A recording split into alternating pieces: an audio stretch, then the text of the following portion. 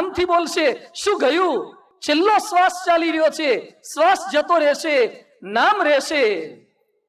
Life is a journey between name and breath.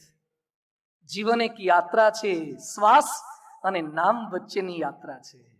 શ્વાસથી શરૂઆત થશે અને નામથી પૂર્ણાવતી થશે. એપલ કંપનીનો પ્રારંભ $1000 થી શરૂ થયો હતો. 510 જેટલા એના સ્ટોર, $274 બિલિયન નો ધંધો. એના સીઈઓ ટીમ કુક બહુ સરસ વાત કરે છે, રોજ જીતવું હોય તો મહાન કામ કર્યું એમ માનીને બેસી ના રહો, ફરીથી મહાન લક્ષ્ય વિચારો. ગૂગલ કંપની 1 લાખ માણસો કામ કરે છે. ગૂગલ કંપનીમાં સેન હોઝેમાં એનું મેઇન સેન્ટર છે અને આખા વિશ્વમાં 1 લાખ માણસો કામ કરે છે. કેવળ 2 જ મિત્રો, લેરી પેજ અને સર્જી બ્રિન, એના દ્વારા કંપનીનો પ્રારંભ થયો. એ વાત કરી રહ્યા છે લેરી પેજ. ભારતીયોને કહું છું કે તમારું શ્રેષ્ઠ આપો, કંઈક એવું કરો જે દિશા બદલી નાખે. બધામાં ટેકનિકની બાબતમાં છવાઈ જવાની અદ્ભુત ક્ષમતા છે. સતત તમારી જાતને શોધો. ગૂગલ, ફેસબુક, એમેઝોન, એપલ અને માઇક્રોસોફ્ટ, આ 5 વિશ્વવિખ્યાત કંપનીઓ છે. ગૂગલ, એપલ, માઇક્રોસોફ્ટ, એમેઝોન અને ફેસબુક, આ 5 કંપની ભેગી થાય તો અડધા વિશ્વના દેશોને ખરીદી શકે એટલી તાકાત એની પાસે છે. વિશ્વના અડધોઅડધ દેશોને ખરીદી શકે એટલી એની પાસે જીડીપી કરતા પણ પાવરફુલ બજેટ છે. એ કંપનીઓએ 2021ના વર્ષમાં R&D માટે, રિસર્ચ એન્ડ ડેવલપમેન્ટ માટે 11 લાખ કરોડનો ખર્ચો કર્યો. 11 લાખ કરોડનો ખર્ચો આ 5 કંપનીઓએ ખાલી R&D માટે કર્યો છે. રોજ અરીસો જોઈએ છીએ અને રૂપ દર્શન કરીએ છીએ. આ 5 દિવસ દરમિયાન પારાયણના શબ્દો સાંભળી અને સ્વરૂપ દર્શન કરવું છે. રૂપ દર્શન તો દર્પણ કરાવશે, પણ સ્વરૂપ દર્શન આ કથા વાર્તા કરાવશે, શાસ્ત્રોની વાતો, સંતોની વાતો કરાવશે. કેટલાક બોલે છે કે મારું મગજ કામ નથી કરતું, મારી પાસે શક્તિ નથી, હું ન કરી શકું. આપણે બધું જ કરી શકીએ એમ છીએ. એક પુસ્તક બહાર પડ્યું છે, making the most of your mind, Tony Buzan એના લેખક છે. એને બહુ સરસ વાત કરી છે. ટોની સુઝાન લખે છે, મગજમાં 1 અબજ ન્યુરોન્સ છે. એકડા પાછળ 1 કરોડ કિલોમીટર સુધી શૂન્ય કરીએ એટલા કનેક્શન મારા ને તમારા મગજમાં છે. એક ક્ષણમાં 1 થી 10 લાખ સુધીની રાસાયણિક પ્રક્રિયા આપણા મગજમાં થાય છે. મગજની કેપેસિટી જેટલું કમ્પ્યુટર બનાવવું હોય, 100 માળની બિલ્ડિંગ જેટલું કમ્પ્યુટર થાય. મગજમાં અત્યારે જે કેપેસિટી છે એવું કમ્પ્યુટર બનાવવું હોય તો 100 માળનું બિલ્ડિંગ થાય. આપણું મગજ 1 સેકન્ડમાં 7098 પાના યાદ રાખી શકે. એકવાર સ્કૂલમાં મેં આવી વાત કરી તો છોકરા મને મળવા આવ્યા. મને કે આપણું એટલે એમાં અમારું આવે કે નહીં? ભાઈ તમારું આવી જાય. મને કે સ્વામી આ તો વધારે પડતું લાગે છે. પરીક્ષાના દિવસે પેપર હાથમાં આવે પહેલા છેલ્લે ચોપડી જોવી પડે છે અને ચોપડી જોયા પછી ફરતી પાછા ઊભા થઈને જોવા જઈએ છીએ તો એ પાછું ભૂલી જવાય છે.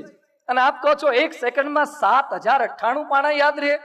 બધું મગજને યથાર્થ યાદ રાખવાનું રાખો ને તો, ન રાખવાનું ઘણું રાખો છો એટલે. જે યાદ વિવેકાનંદ સ્વામી વાંચ્યા પછી પાના ફાડી શકતા હતા, અથવા તો એટલી ફોટોગ્રાફિક મેમરી હતી, કારણ કે વિવેકાનંદ સ્વામીની અભ્યાસ સિવાય કે નીતિમત્તા સિવાય, સત્વગુણ સિવાય બીજે ક્યાંય રજોગુણમાં નજર નહોતી જતી, એટલે યાદ રાખી શકતા હતા. ભગવાને બ્રેઇન તો આપ્યું છે. 400 કિલોમીટરની સ્પીડે મગજને સંદેશો પહોંચે છે.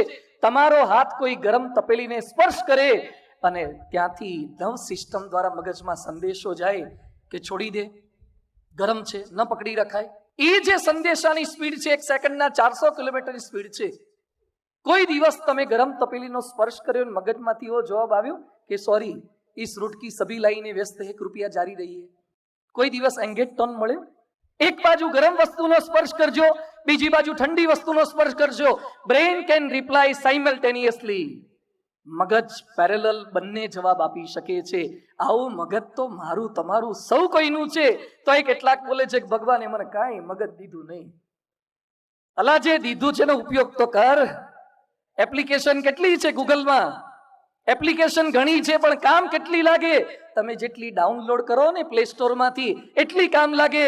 અહીંયા બેઠેલા બધાના મોબાઈલમાં ડાઉનલોડ કરેલી પણ ઘણી છે, પણ વાપરો ને એટલી કામ લાગે. વાપરો એટલી એપ્લિકેશન કામ લાગે. એમ ભગવાને એપ્લિકેશન તો આપી જ છે. We have to utilise it. એને આપણે વાપરવાની છે. આજનો વિષય આ છે. માનવ જો ધારે તો. કદાચ કેટલાકને લાગતું હશે કે વિજ્ઞાનના ક્લાસમાં બેઠા એવું લાગે છે.